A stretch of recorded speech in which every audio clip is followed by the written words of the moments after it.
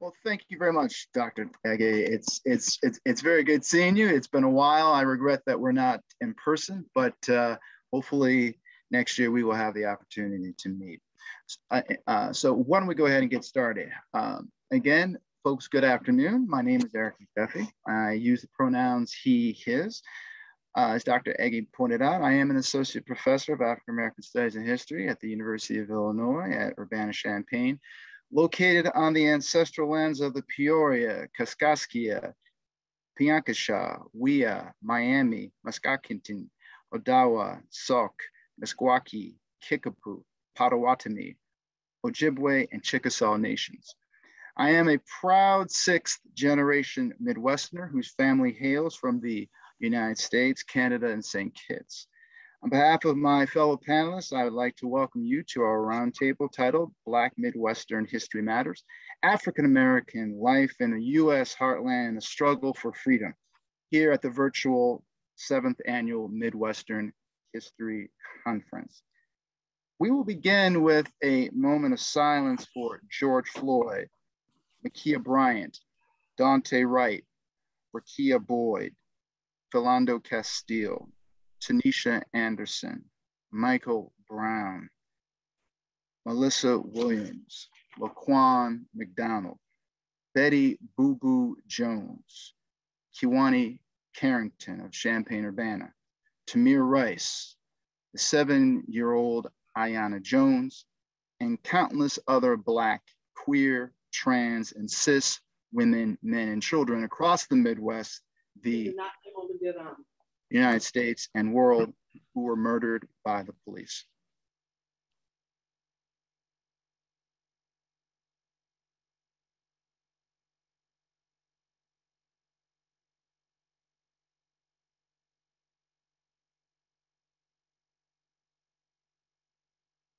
Thank you.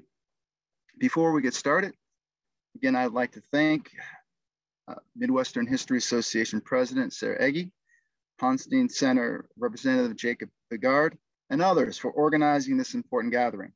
We regret that we are unable to meet in person due to the global pandemic, which tragically has decimated Black communities across the United States and beyond, not least in the Midwest. Hopefully we will meet in person next year. I would like to encourage the audience to join the Midwestern History Association.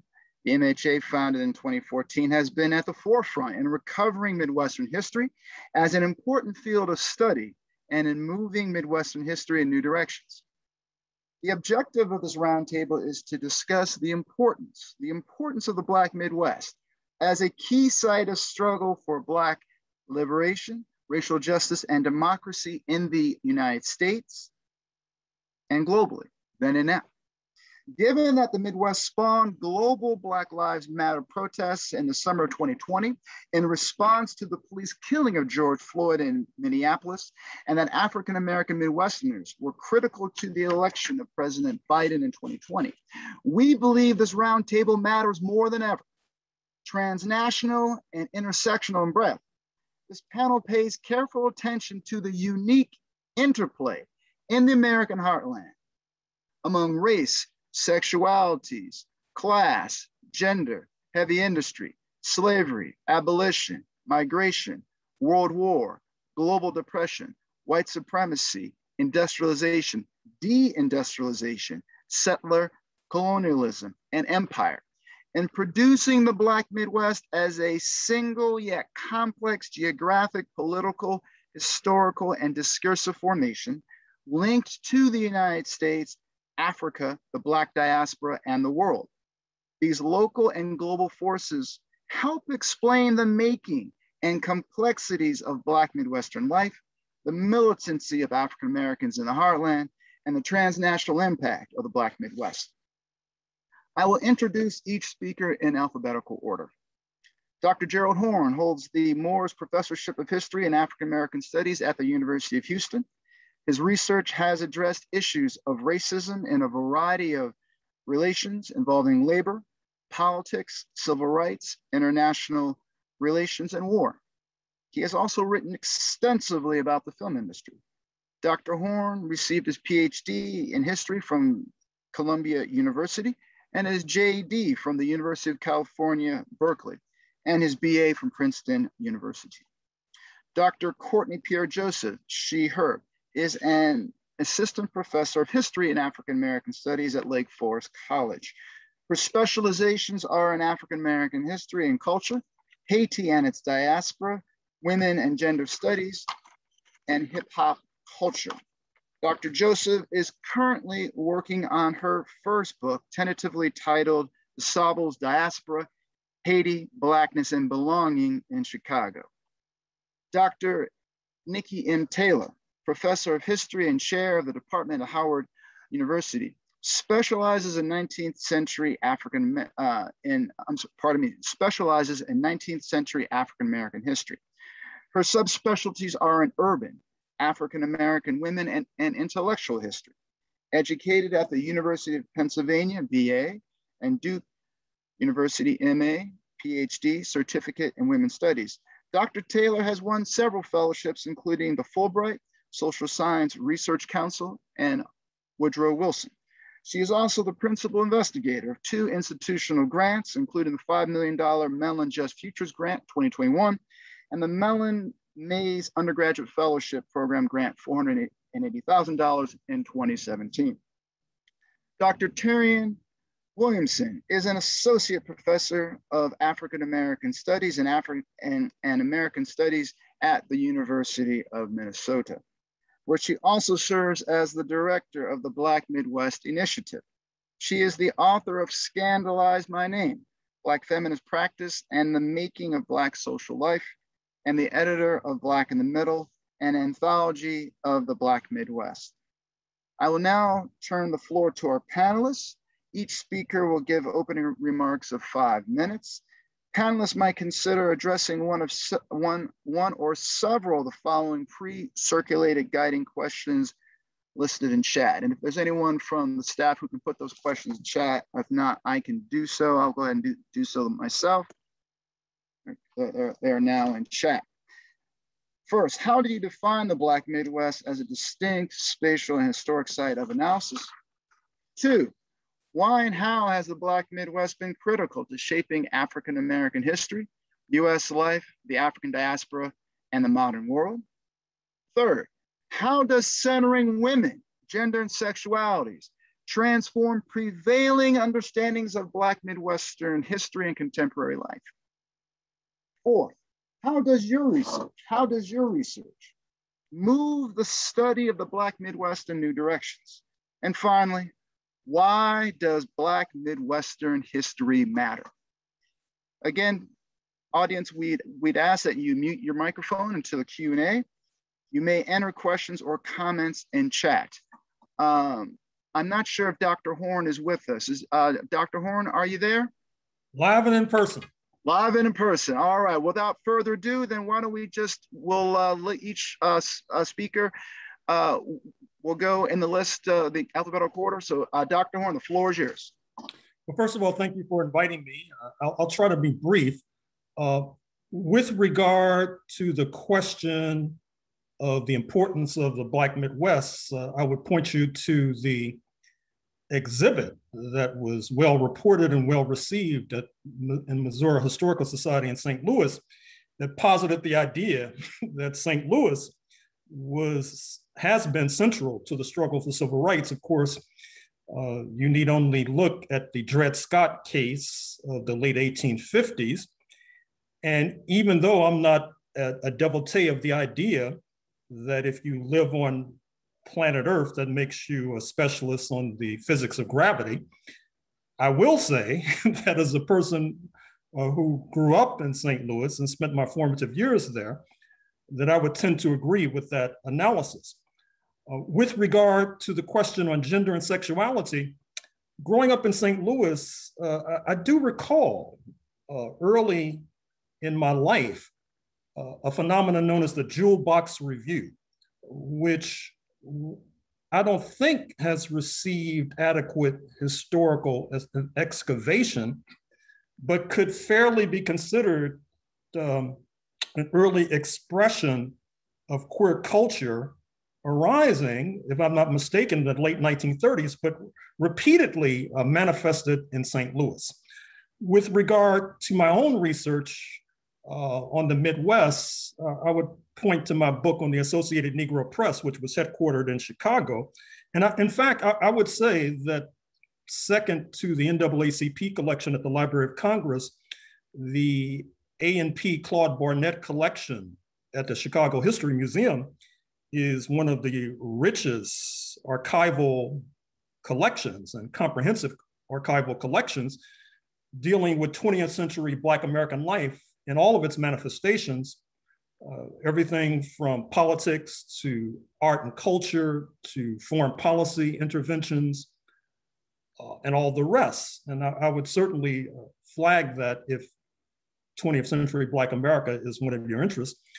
Secondly, I did a book on the Civil Rights Congress, which was a left-wing formation in existence from 1946 to 1956, but had a precursor in terms of the Scottsboro-led movement of the 1930s, International Labor Defense, which has very rich collections on the Midwest, particularly Detroit, Chicago, St. Louis.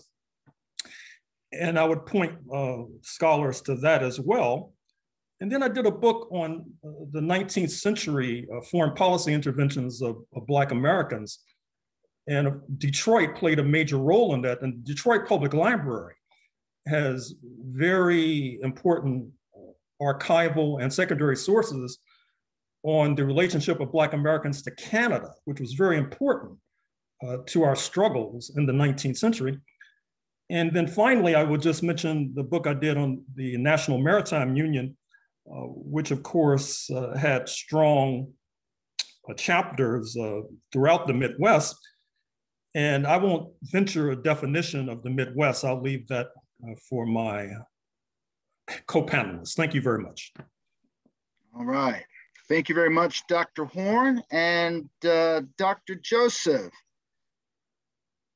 I'm here. Thank you so much for having me. I'm very excited and really honored to be in a panel space with such heavy-hitting historians in the field. I was texting my friends like, did I make a mistake? Am I supposed to be here? But I realized that I am supposed to be here, and I'm so excited to add to this discussion with Dr. Horn, with Dr. Taylor, Dr. Williamson, and Dr. Mcguffey, who got me here. I would not be with the PhD if it was not for Dr. Mcguffey's guidance at the University of Illinois. And so I start off my discussion to really take you into thinking about that last question first.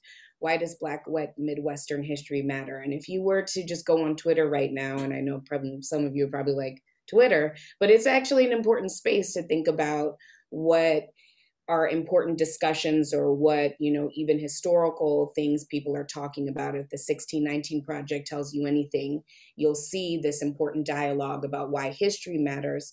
But right now, why Black Midwestern history matters, if you're looking to see what the vote is right now, there is a city council vote that is in the midst of happening in Chicago as we speak about whether to rename part of Lakeshore Drive, the quintessential city that takes, drive that takes you through the downtown area, see the beautiful, idea of the lake and that scenescape.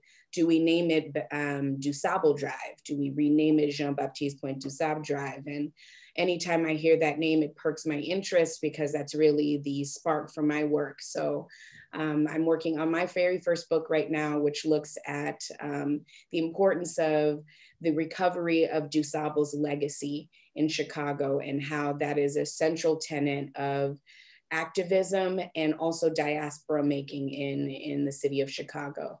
So Jean-Baptiste Point DuSable is the first non-native settler in Chicago, but he would not have been as successful as he was without the partnership of his indigenous wife, a Potawatomi woman by the name of Kitty Hawa. And so their settlement, their business, their trading post, their diplomacy really is rooted in how we need to really reinterpret Chicago as a Black and Indigenous space, even at its origin story. And why that's so important is that for the next 100+ years, that story is erased from the official archives of Chicago's history. Dr. Horn is talking about all these lovely archival documents. And as Dr. Mcguffey knows, when I started my dissertation, oh my God, maybe about a decade ago, I was like, well, where's the DuSable archive? And there is none. Because I argue a concerted effort was made by new white Chicagoans in making Chicago a white city to erase the story of DuSable and Kitty Hawa. And so my work really focuses on the importance of oral traditions in recovering Black Midwestern history, if not for Black people, Indigenous people who remained in the Chicagoland area. I do not believe that we would even be talking about either of them, and we barely do at this point. There's still even, I'll go back to Twitter, a lot of pushback on the renaming of Lakeshore Drive because, well, I saw one Twitter user say, well, don't they already have a school and a park and a harbor?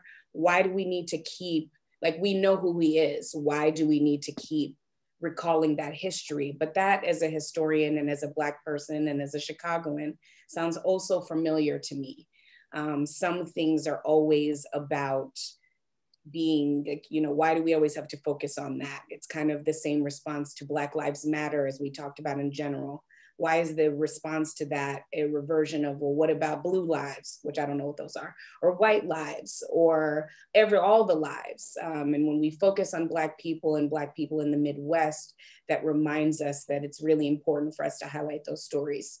Gender and women play a lot into my research. So I'm writing a chapter right now on the important work of Black women in building diaspora in the Black Midwest.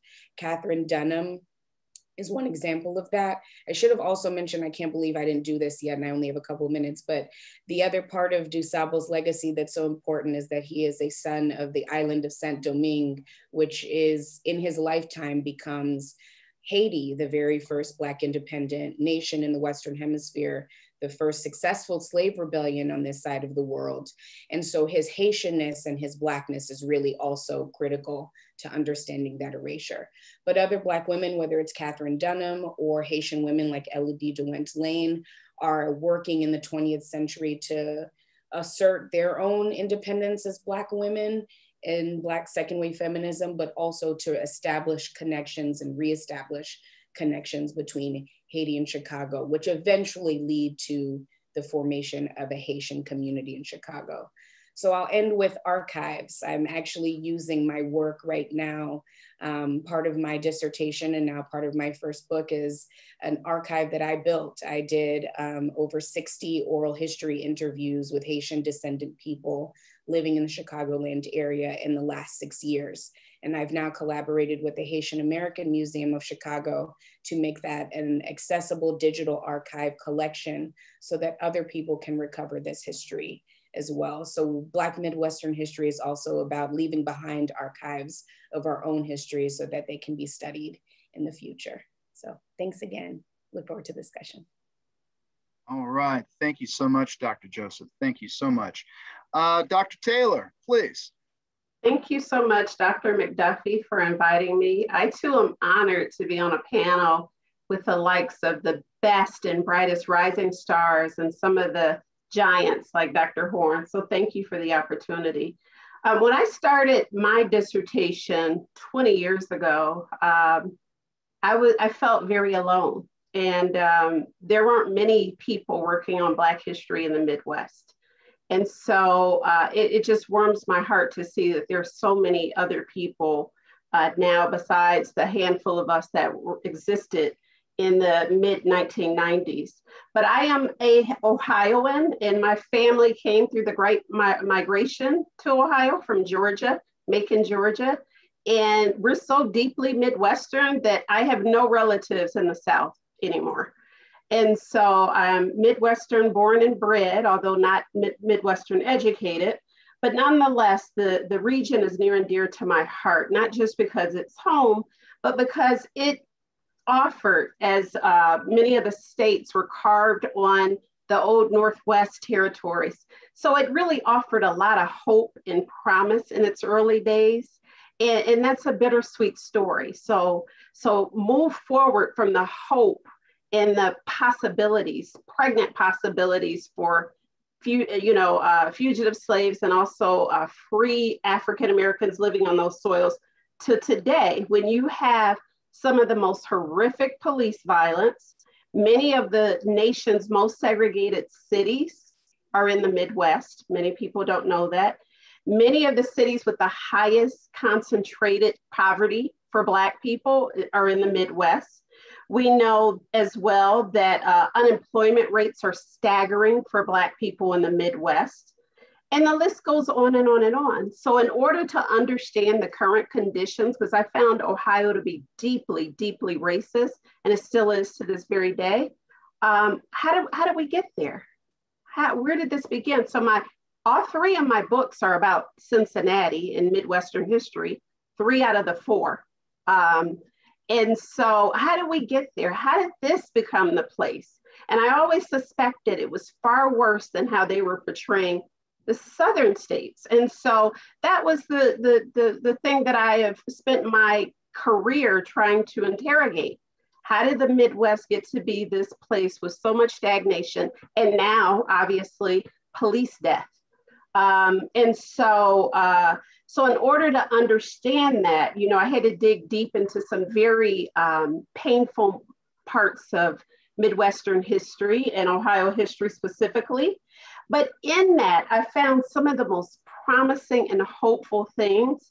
For example, before I started my dissertation, I had no idea that the colored conventions that we all hail as 19th century people and specialists, they began because of what happened in Cincinnati in 1829.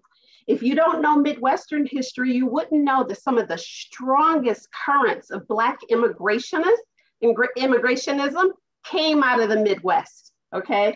If you didn't study Midwestern history, you wouldn't know that some of the strongest and probably the first real concerted and organized collective Black self-defense in our nation's history happened in the Midwest, in Cincinnati.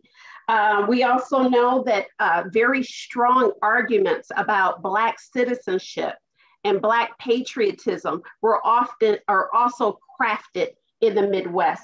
We also know that there's something unique about the history of Black Midwesterners. For example, most people wouldn't understand that in the East, in places like Philadelphia, the Black church reigned supreme.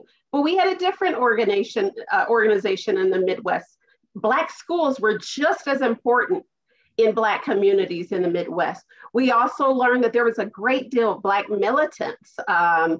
These discussions about let's create a world where there are no white people. That's also being crafted in the Midwest in the 19th century. And so with all of that, there's so much purpose and rich history in this region that I think people are remiss when they discount us as historians of the Midwest.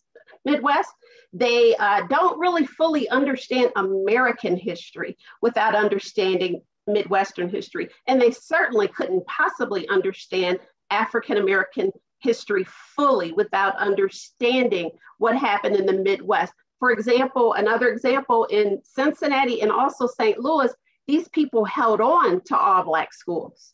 So while the rest of the nation, we want integrated schools, they held on to their segregated, and they didn't necessarily consider them segregated, they just considered them separate Black schools because they knew long ago, before Howard was planted, that Black kids in Black schools would have a tremendous impact on their psyche, their well-being, and success. So that's why it remains a region that's near and dear to me personally, professionally, and also intellectually. So thank you so much. Thank you very much, Dr. Taylor. Folks, I don't know about you, but my computer's smoking here. This is just a fantastic panel. Last but not least, please, Dr. Williamson, please. Hello, everyone. Good afternoon. I just want to echo that sentiment that it's really a deep honor to be part of this panel. Dr. Joseph mentioned feeling like she didn't know she was actually supposed to be here. I know I was not supposed to be here. I'm not even a historian, but you all allow me to be an interloper here, so I'm really grateful. I'm going to do my very best. What I thought I would do is to get at the questions, the sort of rich and useful questions that Dr. Mcguffey gave us, was to talk about two cities in particular, the two cities around which so much of my work revolves. The first is Minneapolis. I'm coming to you from North Minneapolis, which has been, Minneapolis has been a difficult, trying, frustrating, horrifying, in some ways, deeply sort of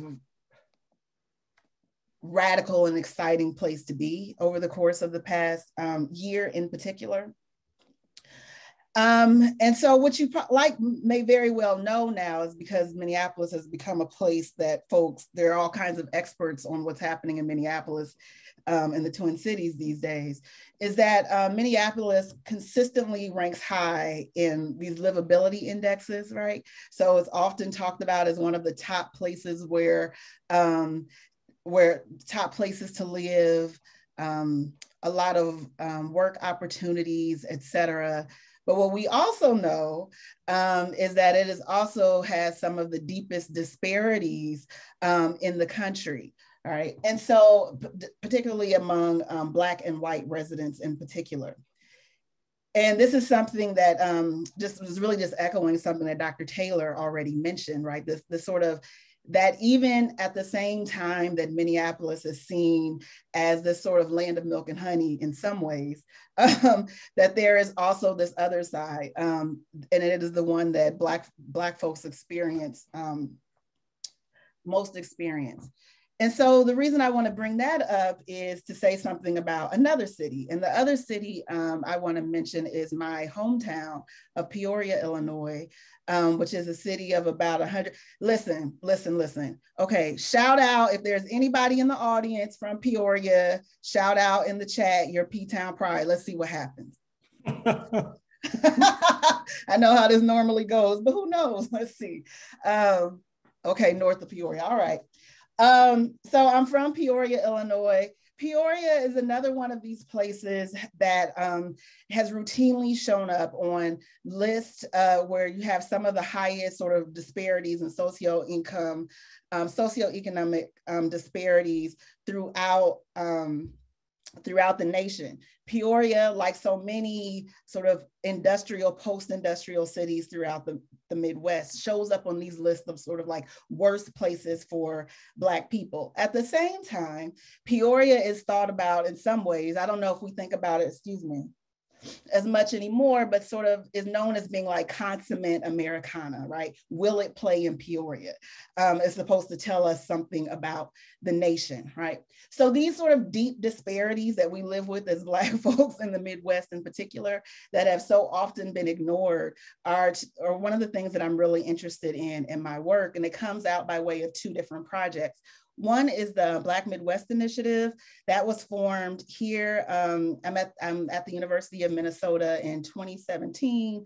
And this was, in some ways, it comes in the aftermath of Trump's election, although it was something I had been thinking about for some time, but the sort of that Trump's election really sort of spurred the need, I thought, to do something like the Black Midwest Initiative, which is a gathering of people who are invested in the lives of Black folks throughout the region. And it includes not just scholars, but also artists, community organizers, people from a whole range of backgrounds who are coming together to say, like, we have something to say, both about the kinds of disparities that exist in the Midwest and the kinds of really particularized struggles that we have, but also about what we have added to this region and to the country as Black Midwesterners. And the second project is my book project that I am working on, which is on Black women and serial murder, called We Cannot Live Without Our Lives, Black Women, Serial Murder in the American Midwest, that emerges out of the case of 9 Black women who were murdered in my hometown of Peoria between 2003 and 2004. I write about that case in my first book, Scandalize My Name, and I'm now working on a book that looks more widely at the case of Black women in serial murder, because since the year 2000, the places where there seems to have been a sort of the deepest, where we're seeing these cases happen are places within the industrial Midwest. So Chicago, Detroit, Cleveland, East Cleveland, St. Louis, Gary, and of course, Peoria. And so I'm happy to talk more about that in Q&A or later. But those are the 2 projects that I'm working on that relate to living in the Midwest. And I'm really happy to talk about that and other things during the Q&A. Thank you very much, Dr. Williamson. Absolutely. This is a fascinating conversation, to say the least. Why don't we do this? We've got about 45 minutes. Why don't we talk for a few minutes among ourselves, and then why don't we open up the conversation to the audience? But if the audience has questions or comments, feel free to put them in chat, and we certainly will try to speak to them now. But really, all of you discussed how the Midwest, how there's this deep paradox, what I refer to as the dialectic of opportunity and oppression in Midwest. That Dr. Taylor, as you pointed out, Dr. Williamson, in fact, everyone on the panel, that the Midwest, a site of extreme racial terror, extreme racial oppression then and now, physically, intellectually, Dr. Joseph, how you're saying how, again, the way in which DeSable has been, how whites have written out DeSable from the narrative of Chicago. So, I mean, that could be seen as a violent gesture. So just curious to know if, but also at the same time, a site of incredible Black resistance. I mean, really the Midwest has been an epicenter of African-American resistance and radicalism. So just throwing out, would folks like to build off of that, or please?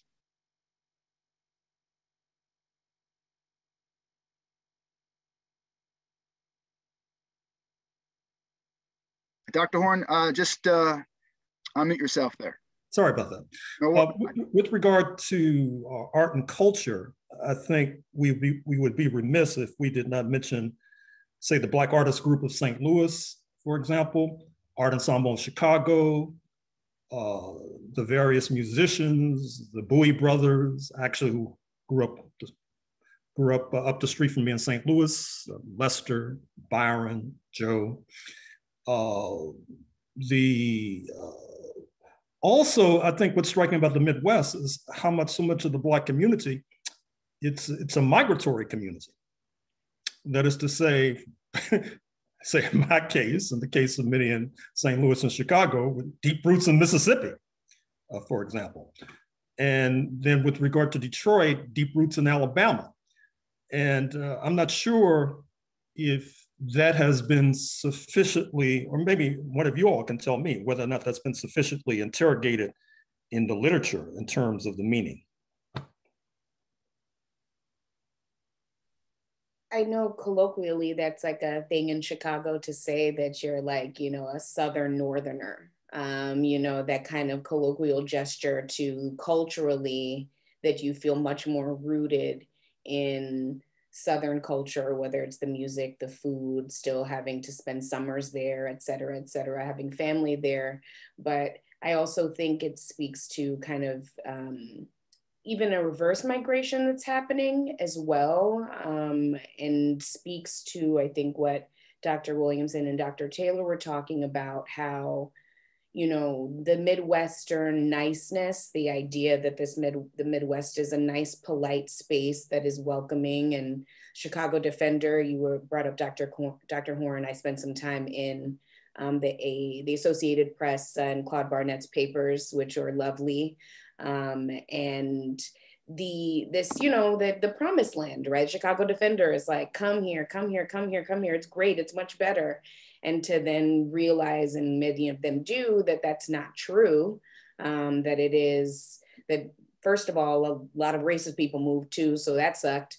And number two, that, you know, this, if we wrestle with Black Midwestern history and how deeply pervasive the racism is, then as a nation, we have to talk more about how racism is not just a Southern problem, which I think, unfortunately, a lot of us still, not a lot of us, not people here, but a lot, you know, like in the political, in our national political dialogue around racism and the way that it's taught, or the way that it's, you know, couched, you know, the Civil War happened, and the North is the nice place, you know, and they are the people who, you know, didn't want slavery, but that's not true. And so when, especially including the Midwestern, and how, again, that's supposed to be this nice, polite land where, you know, people are welcoming and always so nice to you, that's just not true for Black people.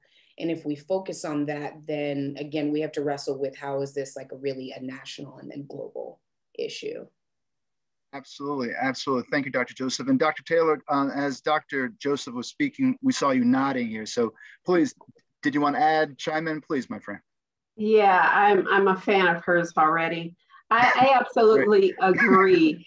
You have to confront that deeply ingrained racism that's endemic in the Midwest before we can really begin healing. I mean, a lot of people are surprised when I say one of the first, Dr. Horn may correct me, the first effort at ethnic cleansing happened in Cincinnati in 1829. And so it's like we would just be horrified at Midwesterners because we are polite to talk about such things. But when you confront it, then you can begin to heal and, you know, address the issues that have been persistent. And what we've had is a region that's built on decades and even centuries of racism and violence against Black bodies that have been erased and pushed asunder. I think Dr. Joseph talked about it in the archive.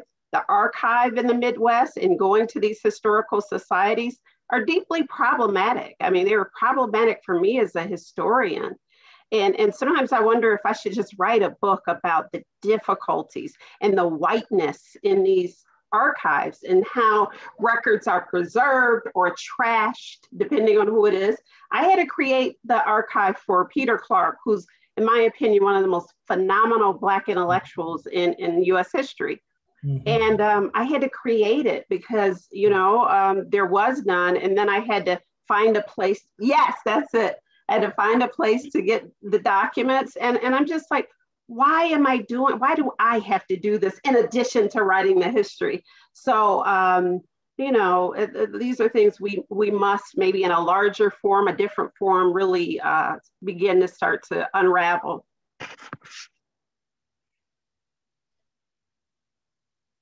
Please, Dr. Williamson.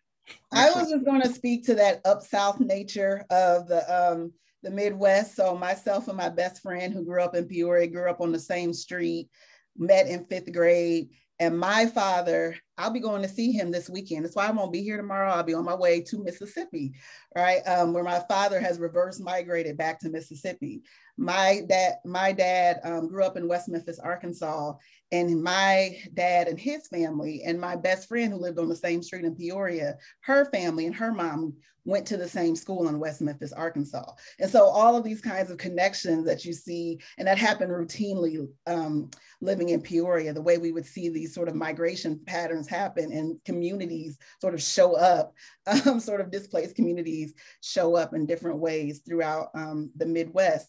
The other thing I wanted to say is the way that thinking about the Midwest for me has helped me to sort of think about the linkages between Blackness and racism in ways that I certainly never expected that I would. I never expected to be talking about my hometown when I went to grad school, for instance, but when this serial murder case happened in my hometown, I was in a class with someone who is a historian, who is Robin Kelly. And I remember Robin saying to me, what are the things that you can't know, that you are not supposed to know as a consequence of the fact that you are from there? And so now one of the things that I'm trying to think a lot about is the relationship between race and racism in the factory and industry in ways that I certainly wasn't thinking about before, and thinking about a very particularized kind of labor history that occurs throughout the deindustrializing region, and how that specifically affects Black communities, so that so that the problem of Trump becomes the problem of sort of disaffected blue collar white laborers who are very often sort of understood as men, right? But that I think there's another kind of history that the work of those of us in this space are doing that shows up in a different kind of way. So how is it that even Black women like those who I write about can tell a certain kind of history about what has happened in communities like Peoria, a place that doesn't even have a formalized history about the Black community there, but there's something that we can learn about that history by way of looking at these sort of up South Black communities that have situated there. You're speaking, Dr. Williamson, just reminded me of my mom. My parents migrated from Haiti to Chicago in the late 1960s. And it's a similar sort of thing, like, you know, some of their best friends also then migrated to very similar areas in the city that, you know, they still know from back in the day. But my mom, part of my work is thinking about then how when deindustrialization happens, and the Great Migration kind of ends as we think about it from the South, that people from Latin America and people from the Caribbean come into these spaces and pick up some of these jobs. And my mom worked at GE Factory for like the first 20 years that she was here. And, you know, that experience is a, you know, working class Black immigrant who then also has the language barrier as well, was like really, really difficult. And so one of my favorite stories from my mom, I'm so happy she's not here because she'll be so upset if I told this story, but my mom faced extreme sexual harassment in a male dominated area, right? And so one of the very first things that happened is she was, you know, experienced such rampant sexual harassment that she ends up slapping one of the guys across the face. And his glasses flew off his face and she got in trouble for it, right? And for her, that experience was very formative in learning that she now was she had been racialized as a Black woman in a way that she hadn't experienced before, being from, you know, an all Black space in the Caribbean, a different kind of like, you know, similar but different, right? And so coming here, we're doing this hard work, doing this labor, living the American dream and realizing early on that dream is limited based on like kind of who she was. That story stuck out to me and kind of makes me think about the recovery of the histories of the women who you're talking about, who are working class women, Black women, but are not who we talk about when we're saying, you know, Black Midwestern work ethic. Right. In fact, and Dr. Horn, I do see your hand, but Dr. Joseph, I'm wondering if we could extend your comments, and perhaps Dr. Horn can speak to those. So how does framing the Midwest through a transnational or diasporic lens, again, thinking about your mother, thinking about your family history, again, keeping issues of women and gender, sexuality is central.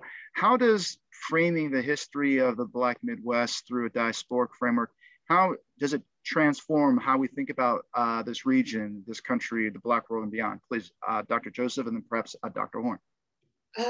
Absolutely. I think in particular, the work of the Chicago Defender is really important in thinking about how even, you know, Robert Abbott and Claude Barnett of the Associated Press were still very diasporic in their lens of the Black news that they were covering. And so, and not only in the news they were covering, but Claude Barnett and his wife spend a ton of time going to and from Haiti in the mid-20th century. And there are these lovely letters in his archive where he's writing Haitian presidents.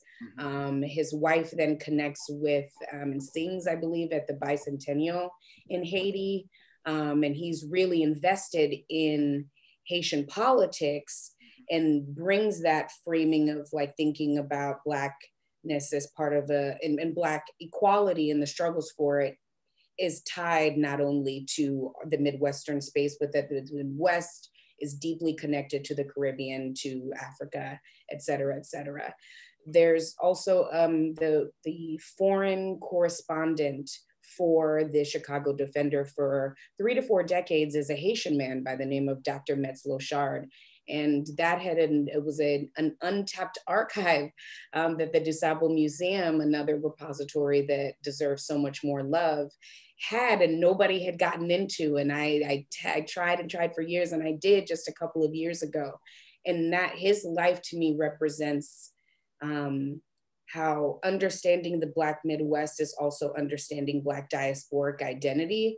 Because if you were to just ask Black Midwesterners, you would probably find out there's a Jamaican family member, or there's a Haitian family member, or there's a Trinidadian family member, or now a Ghanaian family member, or, so when we're talking about Black Midwest, even now, I think it's really important just to think about how, I know Minneapolis has a large Ethiopian, I believe, population. There's that are growing these other Black diaspora communities, and they're Black people in the Midwest. How do we enfold them into our understanding of Blackness at this point? Absolutely, this is fascinating. And yeah, my grandmother was from Toronto, and her mom was from St. Kitts. Oh, absolutely. Dr. Horn, please.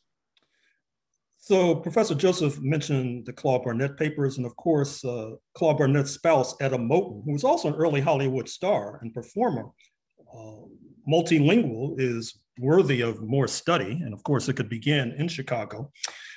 I was also going to mention this point, which I think will allow you, Eric, to intervene with regard to your Garvey project, which is that in my book on the pro-Tokyo Negroes, pre-1945, many of them were Garveyites.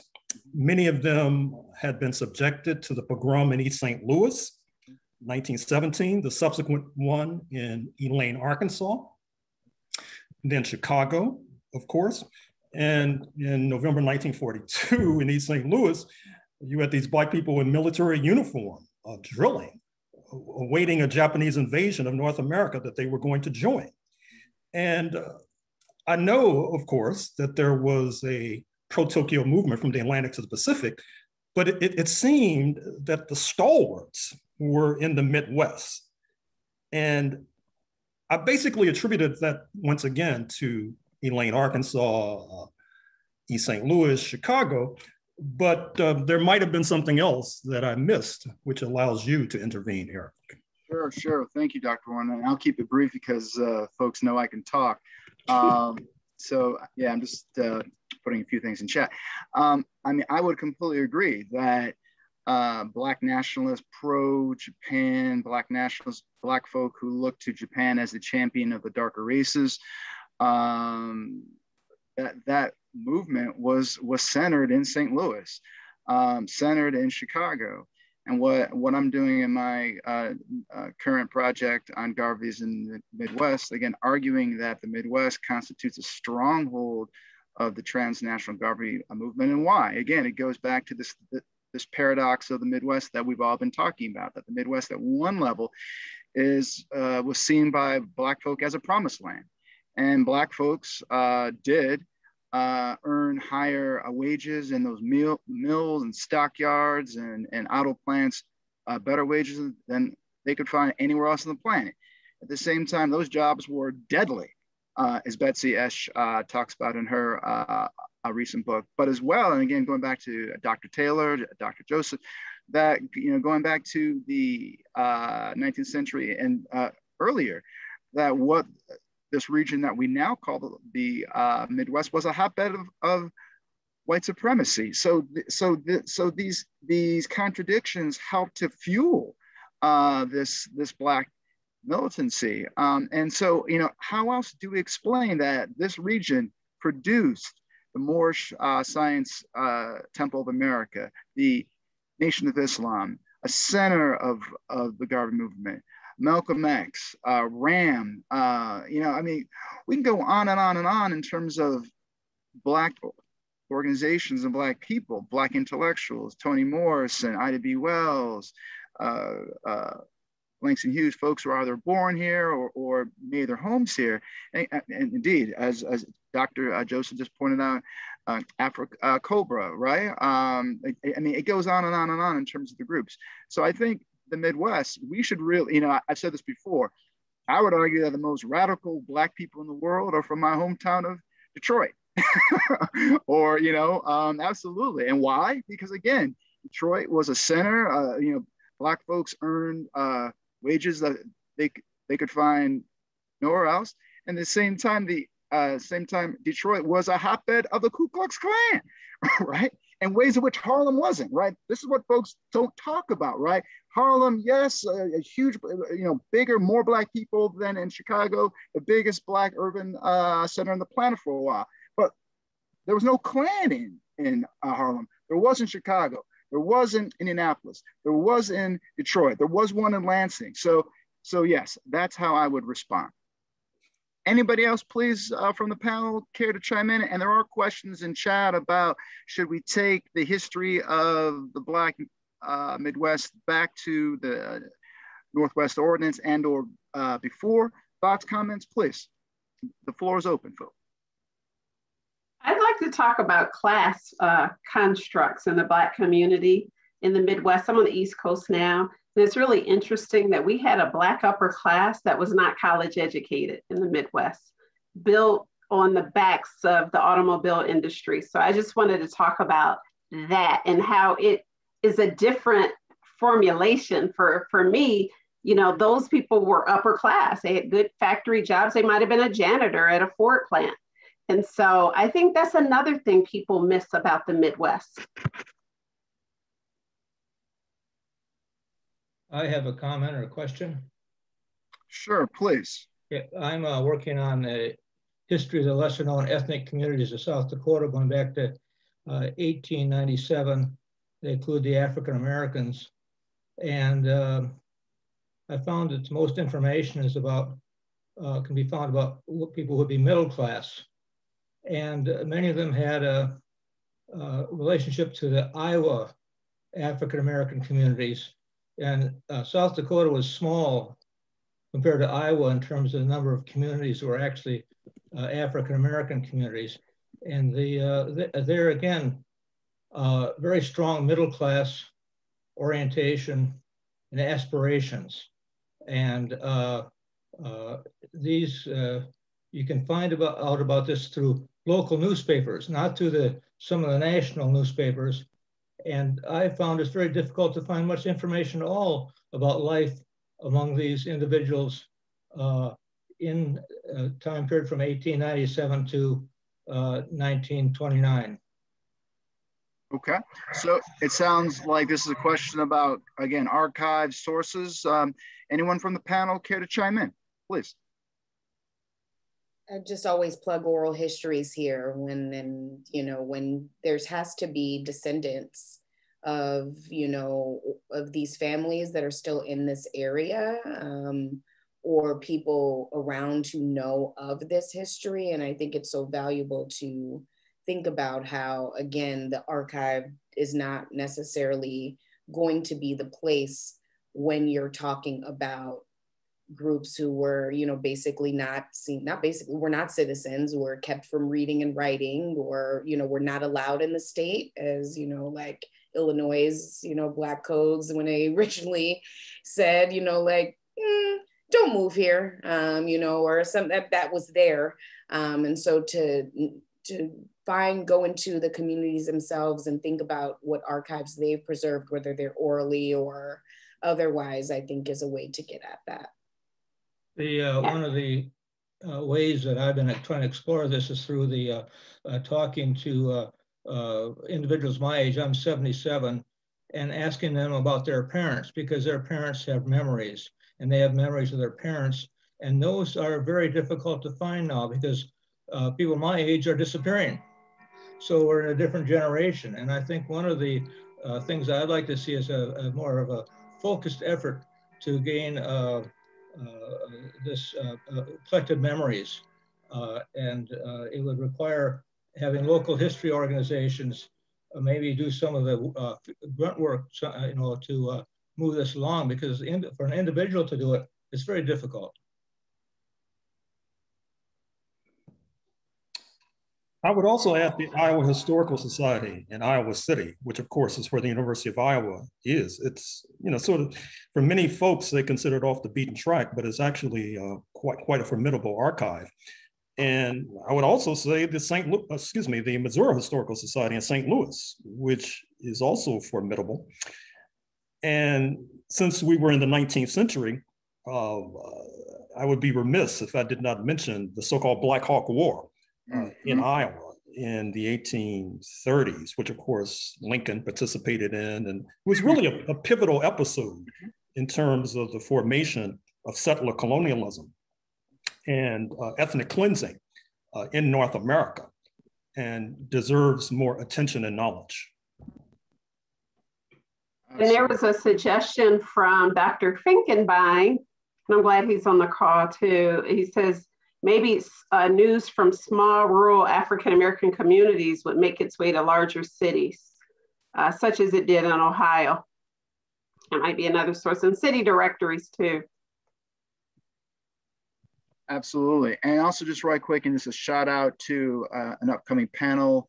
There is a panel on Iowa, and Dr. Ashley Howard will be presenting. Don't want to put her on the spot, but Dr. Howard, if you wanted to chime in on this, feel free, but it's all good. But absolutely, absolutely. And there are more comments in chat. Any other questions, comments from the audience, please? Eric, I just Dr. Williamson, please. Yeah, I just wanted to thank you, Dr. Taylor, for mentioning class. Because I've been trying to get a handle actually on how to think about, so this is also linked to and it's linked to a couple of things. It's linked to the question about how we think about what the Midwest is, but also there's a question I saw earlier in the chat about the sort of undervaluation of the region, or the kind of work that us and some other folks do. One of the reasons that I became really interested in thinking about the Midwest as a region and really trying to study what that meant, just sort of as just sort of like culturally what it means to talk about the Midwest, is because, you know, I've always, my academic career as a scholar, as a professor, I've always been in the Midwest. And hearing someone one time make the comment that, and I was living in a small sort of college town, that Black folks there who were really invested in like going to church and working really hard, and that's what their lives revolved around, that they didn't have any, quote, intellectual curiosity. And I've heard versions of that in different times and spaces, spending most of my life in the Midwest. And I've been really wanting to think through the way that Black folks here don't get understood as cosmopolitan enough or intellectually curious enough. And sometimes I think this has to do with our sort of relationship to like oceans, and which is really more about saying like our capacity to travel, or our capacity to speak multiple languages, or our capacity, which many people in the Midwest do, but there's a way in which we are understood, particularly when you come from certain kinds of communities, like my own community, places like East Lansing, where I was living at the time when I heard this thing, that we're not, because we're not on the coast, or because we don't have relationships to particular kinds of things, that we somehow are, we're not interesting, or like nothing interesting happens in the middle. Like, you know, I had another colleague talk about the country as a big circle. All the interesting stuff happens like on the outside, and then there's this vast emptiness in the middle. And these are like the down people. Right? These are these are the down folks. I'm not even talking, like, these are the people who are about the same kind of work that I'm about, ostensibly, right? Who make those kinds of comments. And I do believe that this sort of issue around class is really critically important to talk about here. And even with the Black Midwest Initiative, this has been one of the things that we're trying to think through too, especially because we don't want the entry point to Black Midwest Initiative to always be that one has to have a PhD, but that all kinds of folks can enter into that kind of space, because we really believe that there's as much learning that happens outside of the university as there is within it. And we're really interested in figuring out how to do that work collectively. And I think there are so many groups throughout the Midwest, as Dr. Mcguffey has suggested, right, in Detroit, in Chicago, but also in these smaller places, in East Lansing, in Akron, in Cincinnati, where that really critical freedom work is happening. And so I said all that to say thank you for bringing up that point. Absolutely. Yeah, we see Philip Grant has a question or comment. Thank you, Dr. Williamson. Yes, Philip Grant. You have to unmute yourself.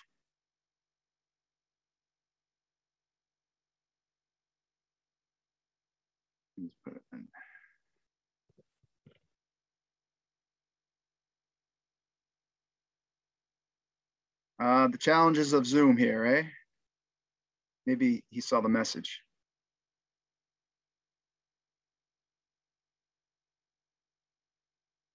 Okay. So, Mr. Grant, we couldn't hear you. You are on mute.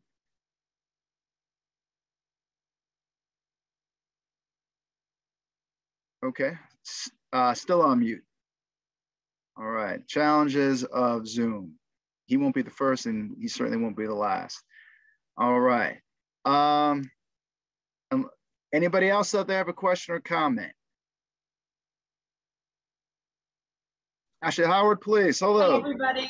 What a delight. Like, you know, 4 of my favorite scholars / people together in one place, plus being headed by the formidable Eric Mcguffey. So it's such a joy to see you all together and to have your big ideas. Something that has been coming a lot and kind of part of the mainstream debates about Midwestern history is like, what is the Midwest? And people get bogged down in this and all the meanings. And something that I think is so complicated about it, particularly when we're thinking about the Black Midwest, is that it's complicated by what this means at the time. So Professor Horn, you brought up St. Louis. Professor Taylor, you brought up Cincinnati. There are 2, I think, very prominent Black scholars, both coming out of Illinois, who argue that these are in fact border cities, right? That they're kind of transgressing this. So that's kind of one way that the Black Midwest might need to be problematized in one way. So that's the first thing that I'm thinking. And then the other thing is, how do we think about Chicago and Peoria as the same space? How do we think about Detroit and Buxton, Iowa as the same place, right? They're all Midwest, but they're completely different in terms of economics, in terms of institution building, in terms of just sheer population capacity, what organizing looks like, what Black communities look like. So if you could all kind of grapple, I don't care what the Midwest is per se, but when we're thinking about field building, how do we account for those nuances and those tensions therein? Thank you, everybody. Great question again. Dr. Howard will be presenting this afternoon, if I'm correct, right, Dr. Howard? Right after this panel, that's right. Fantastic, fantastic. Anyone from the panel care to respond? Thoughts, comments, please. Great questions. I think a little bit about the migratory pathways between these various spaces, right? And so whether it's, you know, this how, even when we think about the Great Migration, one of the things to think about is how before moves to Chicago, Detroit, Harlem, LA, there were movements from rural spaces in the South to bigger cities in the South. So first Atlanta, Memphis, those sorts of like, so the relationship is still kind of the idea of like, I think they're like baby steps in many ways to aspirations for something, quote, better. And as we've talked about, what does that quote better end up really looking like for Black people? Yes, wages, but also in some ways, but you know, this pervasive racism they did not think about or have enough, you know, knowledge of This is a big question, so I'm thinking more about it. The other thing that comes up to me is how, when I think about DuSable's travels, his time is spent from, he's in Saint Domingue, he makes his way to New Orleans, he goes up the Mississippi, spends times in Peoria, then he's in the Chicagoland area, then he's sent to Detroit for a couple of years after he's arrested by British troops in the midst of the American Revolution, and has to oversee a business there at the Plenary, and then goes back to Chicago, and then he's back in Peoria and ends his life in St. Louis. And so there's also this, the Midwest, Black Midwest is almost like it's more travelable, but I don't know if that to be true. It just feels like there's more maybe migration even amongst the Black Midwestern cities and smaller towns. I will take the chair's prerogative here, and Dr. Howard, I will respond to your question. In fact, I will actually respond in part by drawing from your own research. Again, great question. I think what makes this question around spatiality, locality, temporality, and are in fact quite important. And I think we want to be careful to appreciate how Chicago is not the same as Champaign-Urbana or rural Iowa or Cincinnati.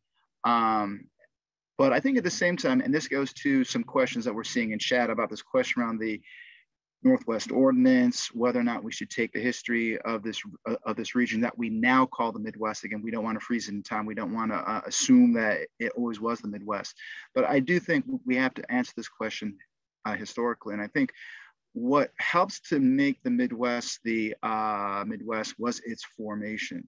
That it came out of the 6 of the 12 states that are now considered part of the Midwest came out of the Northwest Ordinance, which, as we all know, it's so often heralded as this great example of anti-slavery. It was a region closed to slavery, but in reality, it really opened up white settler colonialism, and it created a very bizarre and very problematic, indeed, racist white politics.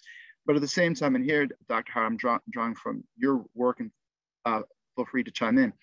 I think there's also an ideology, and we all have talked about this, in some ways almost a kind of colorblind, what might be called today a kind of colorblind white racism that denies the presence of white supremacy in this region, which helps to permeate how we define and think about this region, social relations between and among people of color and white people. And then lastly, I think going back to what I put out there earlier, this term that I've coined, the dialectic of opportunity and oppression for the Midwest. Again, this region that had such promise, holds such promise then and now, but it's still a site of just extreme and distinct racial terror, which we can see, be it in East St. Louis or Omaha, or in Chicago, Detroit. Again, the Klan, as you know, was a hotspot of activity there. So I guess that's how I would respond to it. But I don't know if anyone else from the panel would care to. I agree. I think we spend a lot of time focusing on the different Midwest, but just looking at them historically, including what you said, Dr. Mcguffey, the front, Northwest Ordinance, and also all of the Black laws that Black people had to live under. These are similar histories, regardless of how big the city got. So yeah, in my perspective, Cincinnati is Peoria. Cincinnati is Indianapolis. Cincinnati certainly is St. Louis. But at different stages, of course, the cities morphed and more immigrants came in, depending whether they were German or Jewish immigrants, or also depending on how many indigenous nations remained in the area. So all of that gives it a different culture, but they're all still the Midwest. So I just have a different view than I think most people. I think these cities are very much consistent with one another. They're all built on promise, and they're also built on the broken dreams of that promise that was shed by Black blood in the soil, Black and indigenous blood. Yes. We have about 3-4 more minutes, Dr. Agee, if I'm correct. We end at 2:15 Eastern time. more thoughts, comments, please? Yes. Dr. Williamson. I was just going to say, because Dr. Howard is part of the Black Midwest Initiative. Yeah. Hey now, I wanted to say, like, this has nothing to do with this sort of intellectual, sort of how to think about the Midwest, sort of as an intellectual project, which I think is really important, and I'm learning from you all here. But also in terms of Black Midwest Initiative, so like this question comes up all the time with the work. So like I mentioned that I'm in Minnesota. There are people who would tell you that this is not the Midwest, that these are the plains, for instance, or that Missouri, which we talk about as part of the Midwest, is not, right? Like there's all these debates. But in terms of just simply thinking about how we do work collectively, how we gather together as an organization, if you are from Oklahoma and you call yourself a Black Midwesterner, come on. If you are from Kentucky and you call yourself a Black Midwesterner, we want you. Primarily because the Midwest ain't been a place that folks actually want to claim. And so to the extent that people are invested in claiming the Midwest as a place and want to do the work, we're all about it. So I know that's not helpful in terms of like intellectual question, but in terms of what it means to gather together, to be thinking about these questions collectively, I think that's how we come at it as an organization. I want to join. We are open for business, come on. All right, we got 2 more minutes. Any last comments, questions? And if so, we'd ask that you keep your question and comments succinct, please. Somebody had a question about PhD programs. I thought that's really a good question.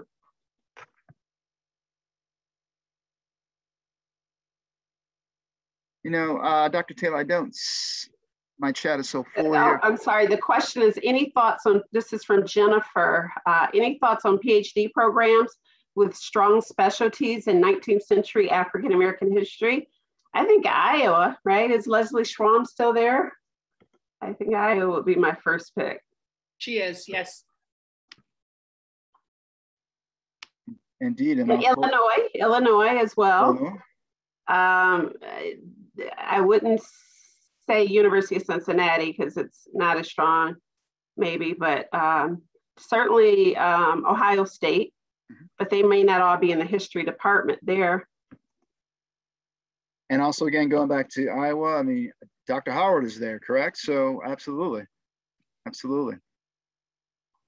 Well, folks, it is 1:15, so unfortunately we will have to call it a day, but thank you so much to the panelists. Thank you so much to the Midwestern History Association and to friends and colleagues from across the country and beyond who have joined us. And if I can give a quick shout out to my mom, I saw Mom on the screen, so hey Mom, I can do that here via Zoom. I'll take my chair's prerogative. So again, folks, thank you so much. We wish you well, safety and good health, and we will now move into the break. Thank you.